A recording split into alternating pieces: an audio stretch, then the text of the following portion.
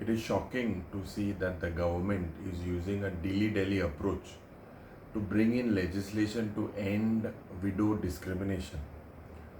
Uh, Almost 1.5 years ago, I had moved a private member's resolution on 31st March 2023 to stop widow discrimination, widow abuse, and widow isolation.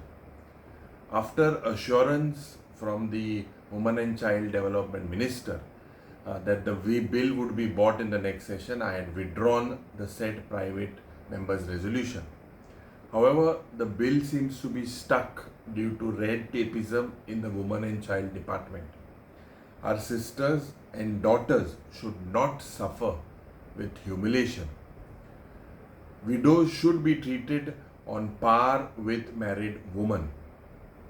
Recently, radio jockey Usha Naik set an example by performing the rituals of her daughter's wedding.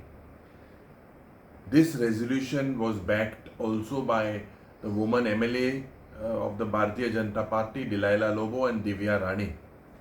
I believe that the BJP is not ready to accept the voice of their own MLAs. I believe that this government is not serious about women empowerment, about the affairs of the woman. I believe that they need to come very fast with the legislation, and I hope that this is done in the interest of the women of Goa.